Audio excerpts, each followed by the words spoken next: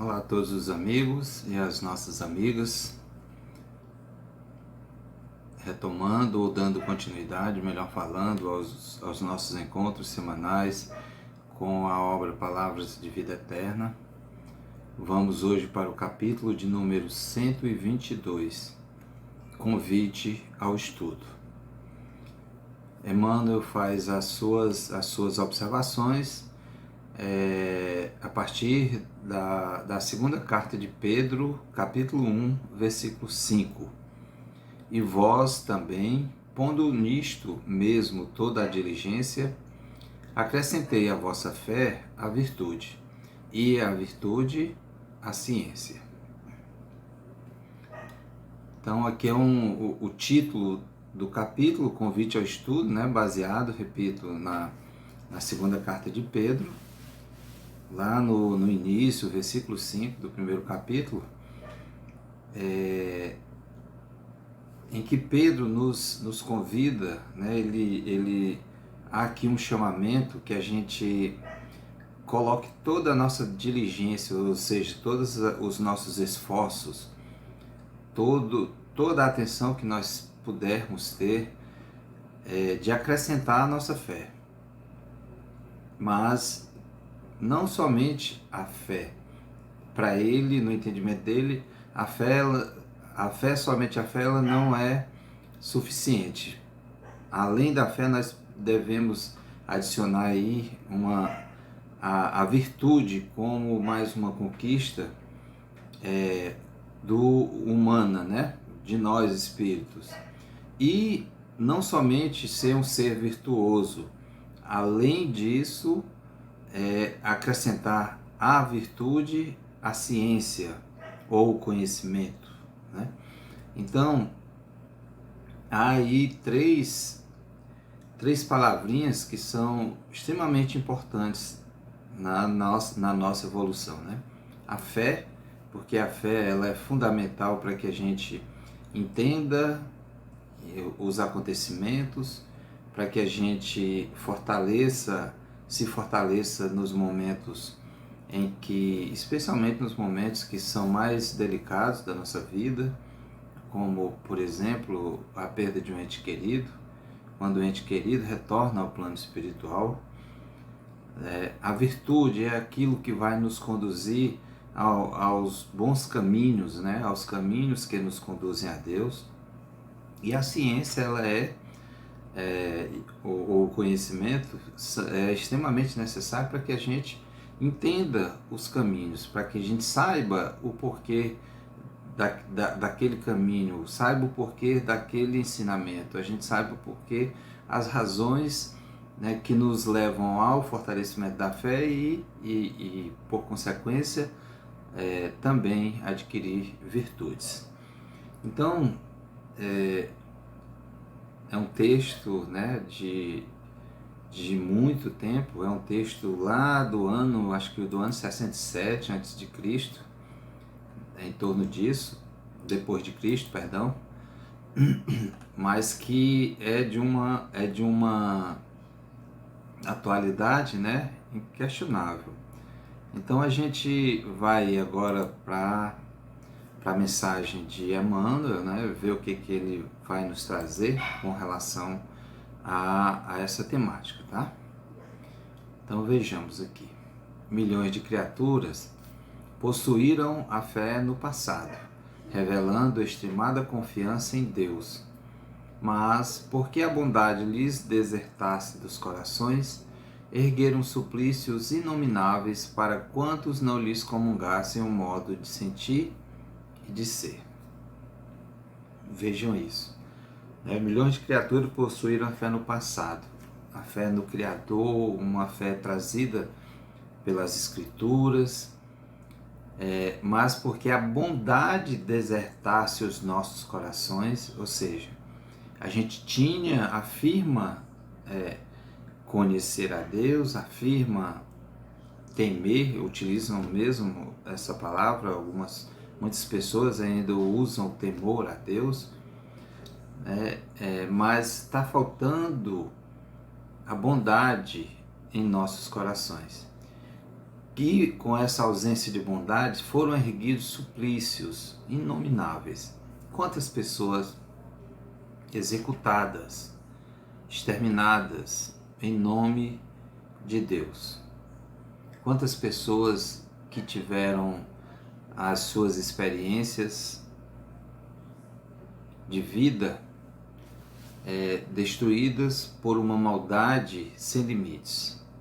São vários os exemplos que nós temos ao longo da história que a gente levaria horas para tratar, apenas fazer a citação desses muitos exemplos. Mas só para a gente refletir sobre isso, a bondade desertou dos nossos corações. Precisamos olhar com muito cuidado nesse ponto. Se hoje ainda a bondade não habita em nós, nem que sejam lampejos de bondade, precisamos estar muito atentos a isso. Diziam-se devotados ao culto do Supremo Senhor, entretanto alçavam fogueiras e postes de martírio, perseguindo ou exterminando pessoas sensíveis e afetuosas em seu nome. Aqui a gente tem as experiências dos primeiros cristãos, que nós sabemos como isso ocorreu, né?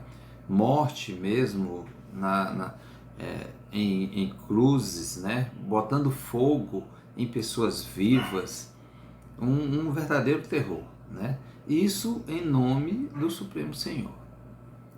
Inadmissível uma situação dessas. Milhões de criaturas evidenciaram admirável bondade no pretérito, demonstrando profunda compreensão fraternal no trabalho que foram chamados a desenvolver entre os homens. No entanto, porque a educação lhes escasseasse no espírito, caíram em terríveis enganos, favorecendo a tirania e a escravidão sobre a terra. Vejam outra coisa, a ausência do conhecimento faz com que a gente se torne presa fácil daqueles maldosos, das pessoas com má intenção e que desejam escravizar o outro, se tornarem tiranos em relação ao outro, em relação ao próximo. E a ausência do conhecimento, isso facilita esse processo. Se não vejamos, se não é o poder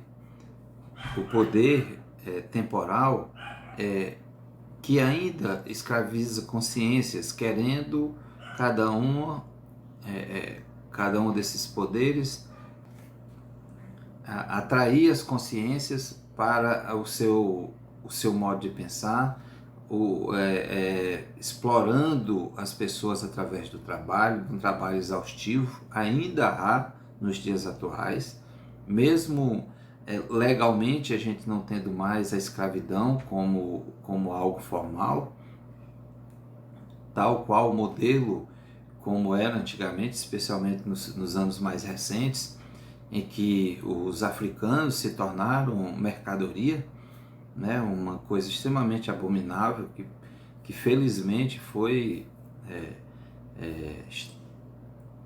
acabada as leis que permitiam ações do tipo, né? Mas sempre, mais uma vez, em nome de um Criador, em nome de Deus, né? Não esse Deus que nós conhecemos, esse Deus que a doutrina nos apresenta, porque esse Deus ele jamais faria coisas do tipo. Todo o mal que há advém da nossa imprevidência, da ignorância, do mal que reside na humanidade, em nós enquanto seres humanos.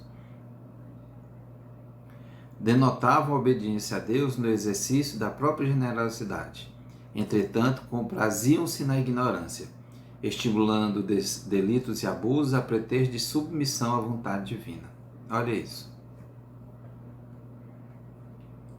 Se nós não conhecemos, não sabemos de fato, se nós deixamos a ignorância nos dominar, né? E eu não falo aqui só do conhecimento formal, não. Porque tem a inteligência, mesmo uma pessoa que não tem um letramento, mas ela consegue desenvolver uma inteligência assim espetacular, no sentido de entender especialmente aquilo que vai conduzi-la ao cometimento de erros, né? Então tem pessoas que são iletradas, mas que têm uma sabedoria que muitos letrados não a possuem. Nesse sentido, porém, a palavra do apóstolo Pedro é de notável oportunidade em todos os tempos. Veja, né? Não nos esqueçamos que o título da obra é Palavras de Vida Eterna. Procuremos alicerçar a fé na bondade, para que a nossa fé não se converta em fanatismo. Mas isso ainda não basta. Olha, vejam bem, necessário fortalecer, alicerçar, unir, juntar a fé na bondade, para que a nossa fé não se converta em fanatismo, porque o fanatismo mata. Mas isso ainda não basta.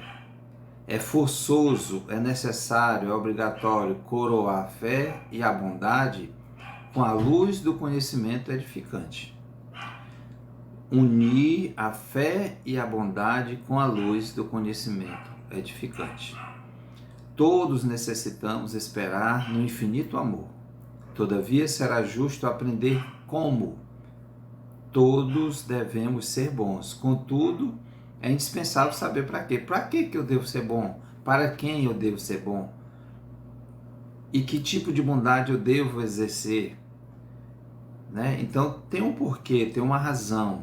E é necessário que a gente entenda isso, que a gente compreenda quais as razões que me conduzem a ter essa fé, a ter essa bondade, e que eu permita a luz do conhecimento fazer parte de tudo isso. Eis a razão pela qual se nos impõe o estudo em todos os lances da vida, porquanto confia realizando o melhor e auxiliar na extensão do eterno bem. Realmente demanda discernir. Então a gente tem que ter discernimento até para realizar o bem.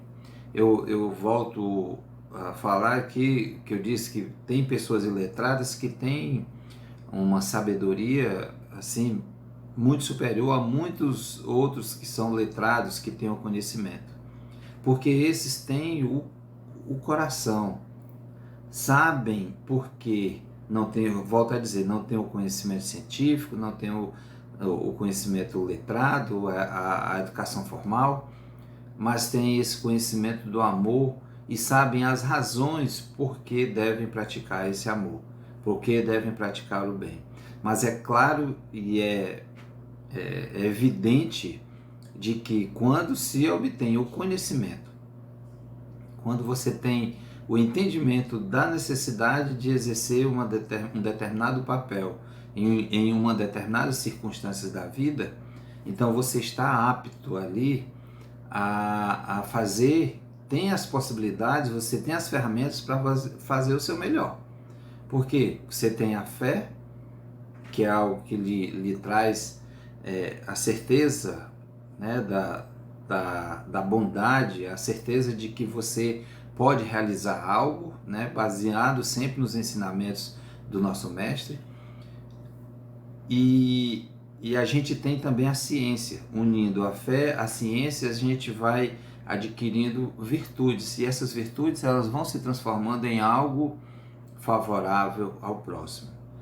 Então, nunca nos esqueçamos, né? A doutrina espírita, ela exige isso muito, ou melhor dizendo, ela nos convida ao estudo, nos convida ao conhecimento, porque ao final da nossa atual experiência, quando nós regressarmos ao plano espiritual, nós não vamos poder alegar ignorância, de tudo, pelo menos, né? É claro que tem coisas que nós não temos conhecimento, mas o essencial, o necessário, nós já o temos. E se nós não exercemos, não praticamos, aí é uma escolha própria nossa. E que nós teremos que, de fato, responder isso perante as leis do Criador. Mas jamais poderemos alegar ignorância, jamais. Por isso a importância do estudo, a importância do desenvolvimento do intelecto, né? Para que esse desenvolvimento ele possa tocar o nosso coração e a gente possa ir ao encontro do infortúnio dos nossos irmãos. Então, meus queridos, minhas queridas, era isso que nós tínhamos para o nosso encontro de hoje. Que Deus nos abençoe.